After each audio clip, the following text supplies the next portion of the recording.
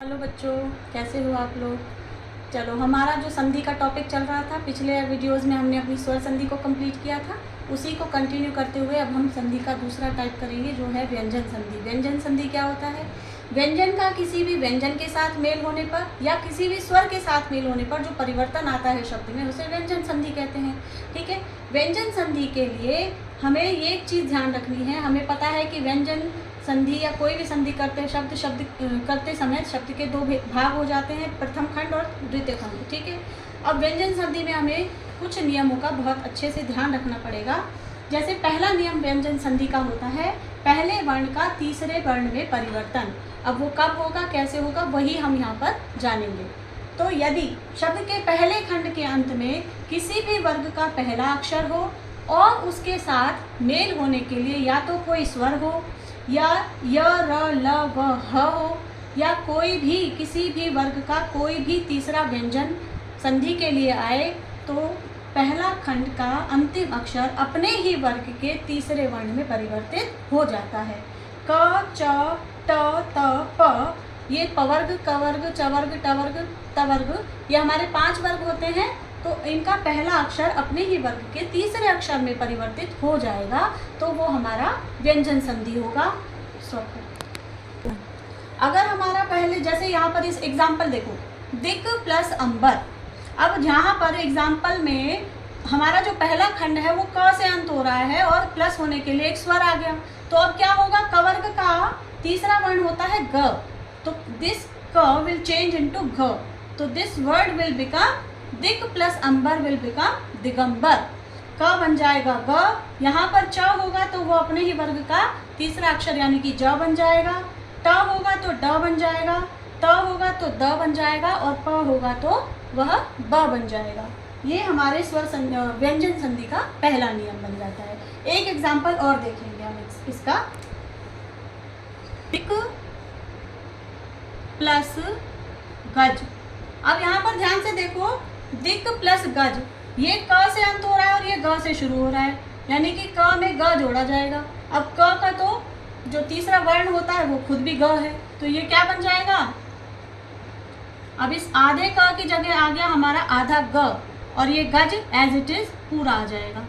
तो दिक प्लस गज हो गया हमारा दिग्गज।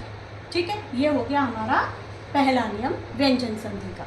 ठीक है, चलो जी, अब दूसरा नियम व्यंजन संधि का दूसरा नियम कहता है कि पहले वर्ण का पांचवें वर्ण में परिवर्तन। अब वो कब होगा, कैसे होगा, ध्यान से देखो। यदि शब्द के पहले खंड का आखिरी अक्षर किसी भी वर्ग का पहला वर्ण हो, यानी कि क च ट त प में से कोई भी हो, और दूसरे खंड में यदि हमें म और न में से कोई भी एक दिख जाए, दूसरे खंड का पहला अक्षर न या म में से कोई भी होगा, तो हमारा जो लास्ट अक्षर है पहले खंड का वो अपने ही वर्ग का पांचवा अक्षर बन जाएगा। कैसे बनेगा, ध्यान से देखेंगे इसको भी। उत प्लस नति। अब उत तवर्ग का पहला अक्षर आ गया त उत में, और यहाँ पर हमें दिख गया कि हमें भैया यहाँ पर न दिखा है, तो हमने कहा यदि दूसरे खंड का पहला अक्षर न या म में से कोई भी हो, तो ये जो तवर्ग है यह अपने ही वर्ग के पांचवें अक्षर में परिवर्तित हो जाएगा। तो इसका आंसर क्या बन जाएगा, उत में त आधा है, तो ये जब त हमारा न बनेगा तो न भी आधा आ जाएगा और ये नति एज इट इज पूरा आ जाएगा। तो उत प्लस नति क्या हो गया, उन्नति। ये होता है हमारा पहले वर्ण का पांचवें वर्ण में परिवर्तन का व्यंजन संधि का दूसरा नियम। एक एग्जाम्पल और देखेंगे। जगत प्लस नाथ। जगतनाथ का क्या बनेगा, अब ये त फिर से त आ गया, त का पांचवा वर्ण होता है न, तो क्या बन जाएगा, त आधा है तो न भी आधा बनेगा और ये नाथ एज इट इज पूरा आ जाएगा। तो जगत प्लस नाथ होता है जगन्नाथ। ठीक है, ये व्यंजन संधि का हमारा दूसरा नियम हो गया था ना। अब व्यंजन संधि का जो तीसरा नियम कह लो तो वो है हमारा त संबंधी नियम। व्यंजन संधि में त संबंधी नियम का भी पहला भाग है कि यदि त के बाद पहले खंड का आखिरी अक्षर त है और उसके बाद दूसरे खंड का पहला अक्षर या तो च हो या छ हो, तो हमारा जो त है वो च बन जाएगा। आधा कहने की ज़रूरत नहीं है, क्योंकि हमें पता है व्यंजन संधि में पहले खंड का जो आखिरी अक्षर होगा उसके नीचे हलंत होगा ही होगा। क्यों? क्योंकि अगर हलंत नहीं होगा तो वो स्वर सहित हो गया। अब जब स्वर के साथ किसी स्वर का मेल करेंगे वो व्यंजन संधि थोड़ी कहलाएगी, वो तो व्यंजन संधि नहीं स्वर संधि हो जाएगी। तो इसीलिए याद रखना है कि पहले खंड के आखिरी अक्षर के नीचे हलंत आएगा ही आएगा, तो ये कहने की मुझे ज़रूरत नहीं है। तो त के बाद यदि च और छ ऐड हो रहा है तो हमारा जो त है वो आधा च बन जाएगा। यदि त के साथ ज और झ आ जाए ऐड होने के लिए तो हमारा त ज बन जाएगा। त के बाद यदि ट और ठ का मेल किया जाता है तो त ड बनता है। ट और ठ नहीं बन के तीसरा लेटर ड बन जाता है। यदि त के साथ ल का मेल होता है तो त ल में परिवर्तित हो जाता है। अब इसका एग्जाम्पल देखो, तत् प्लस लीन।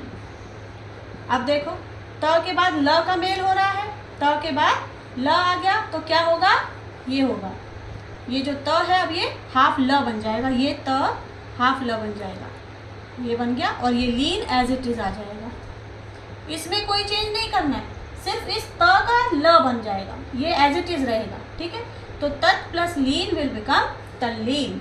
एक और देखेंगे, उत प्लस ज्वल,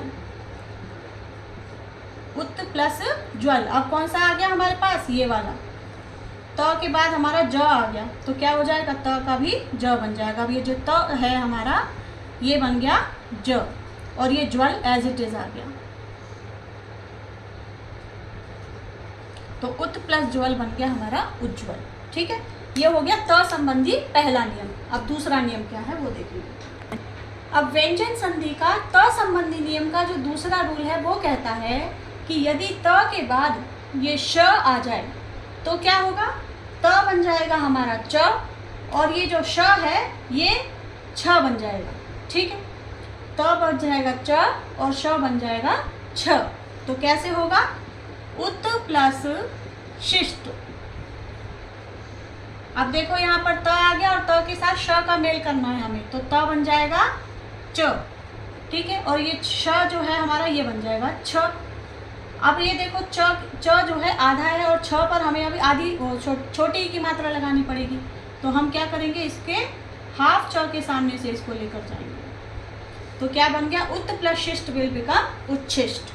ठीक है, एक और देखो, तत् प्लस शिव, त विल बिकम आधा च एंड श विल बिकम छ, और ये बन जाएगा हमारा तच्छ। बहुत आसान है, बिल्कुल भी घबराने की जरूरत नहीं है, बहुत आसानी से आप इसको कर पाओगे। तीसरा नियम देखो, अब त संबंधी व्यंजन संधि का जो तीसरा भाग है वो क्या कहता है, यदि त के बाद ह आ जाए व्यंजन संधि के लिए तो त बन जाता है हमारा द और ह बन जाता है हमारा ध। देखो कैसे होगा, सॉरी, उत प्लस हार, तो त बन जाएगा द और ह बन जाएगा ध, तो नया शब्द जो बनेगा वो क्या होगा, उद्धार। क्या बनेगा, उद्धार। ठीक है, एक और देखो, पत हति, यहाँ पर भी वही होगा, त बन जाएगा द और ह बन जाएगा ध, तो हमारा पत प्लस हति बन जाएगा पद्धति।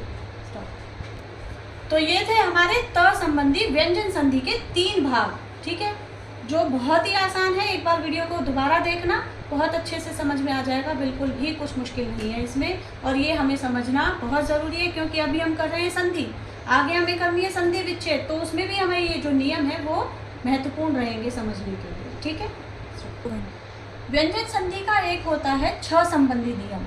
वो क्या कहता है कि यदि किसी स्वर के बाद छ आ जाए तो दोनों खंडों के बीच में आधा च जोड़ दिया जाता है। यदि स्वर संधि यानी कि स्वर के बाद, जैसे संधि, अब संधि में यहाँ पर हलंत नहीं है तो यहाँ पर हमारा जो है स्वर है, स्वर से एंड हो रही है ये वाला खंड, और संधि प्लस छेद, पहले खंड के बाद यदि स्वर है और यहाँ पर छ मिल जाता है, यहाँ पर हमें छ दिखे तो इन दोनों के बीच में क्या ऐड कर देंगे हम, हाफ च।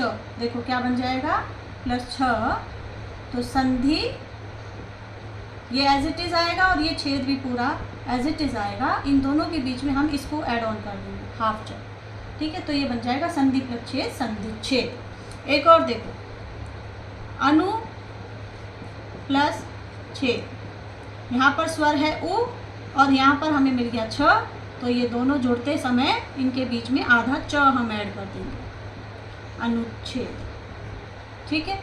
आशा करती हूँ आपको ये व्यंजन संधि के ये वाले सारे नियम समझ आए होंगे। Thank you.